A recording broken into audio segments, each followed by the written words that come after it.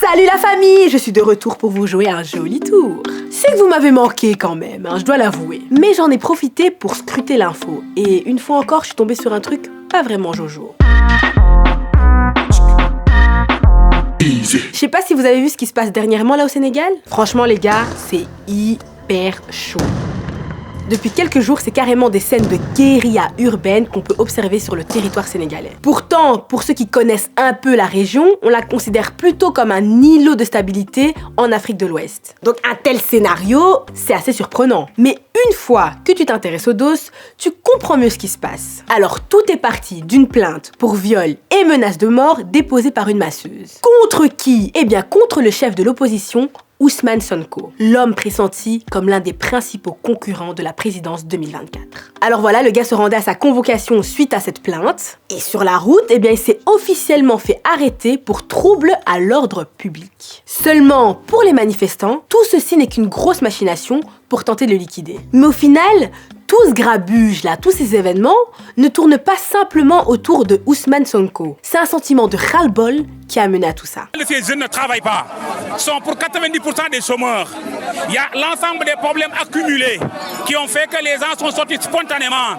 Au-delà de la question de l'arrestation de Sonko, mais c'est qu'une situation morose économique au niveau du Sénégal qui a fait que les gens sont sortis pour manifester leur ras-le-bol. C'est ça la vérité. Et autant dire que la pandémie n'a pas arrangé les choses. Faut savoir qu'au Sénégal, la moitié des habitants ont moins de 20 ans. Alors pour certains jeunes, Ousmane Sonko représente un peu une sorte d'espoir. Faut dire qu'il y a encore 5 ans, le gars était encore inconnu au bataillon. Mais il a très vite été propulsé sur le devant de la scène alors qu'il dénonçait la corruption au sein de son administration. En 2014, il a créé son parti politique PASTEF et 3 ans plus tard, il est élu député. Et enfin en 2019, il arrive à la 3e place lors des élections présidentielles. Et ce qui fait sa popularité sur le territoire sénégalais, c'est son discours très anti-système, sa remise en cause des élites, ses prises de position nationalistes, comme ses alliances avec des collectifs citoyens qui pointent du doigt la présence étrangère, comme avec La France dégage. En tout cas, beaucoup le voient comme un ovni dans un paysage politique vieillissant. Mais tu en as quand même d'autres qui jugent ces prises de position comme étant trop provocatrices. La révolution est déjà lancée, rien ni personne ne peut l'arrêter.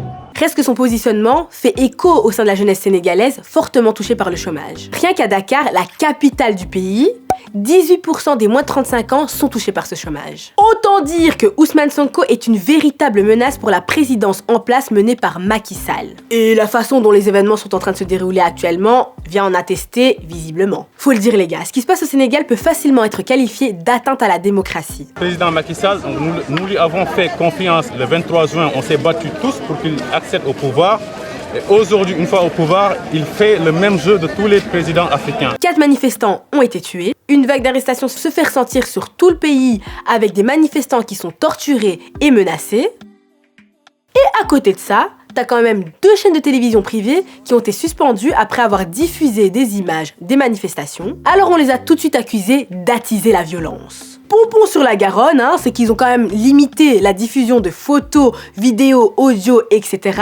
par le moyen des réseaux sociaux, comme Facebook ou WhatsApp. Finalement, Ousmane Sonko a été relâché lundi, mais sous contrôle judiciaire, alors que ce même jour, le collectif Mouvement de défense de la démocratie, M2D, a appelé à descendre massivement dans les rues pendant 3 jours.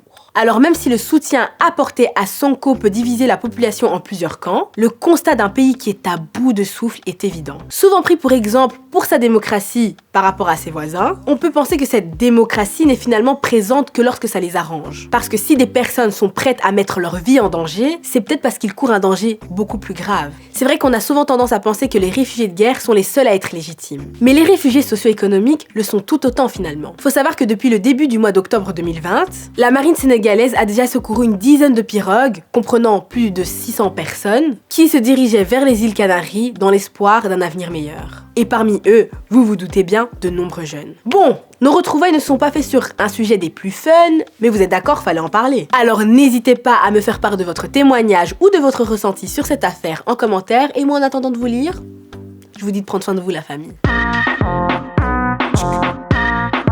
T'as kiffé cette vidéo? Allez, je sais que t'as kiffé. Alors abonne-toi. Abonne-toi. Attends, peut-être c'est là. Ou là, bref, je sais pas. Abonne-toi, quoi.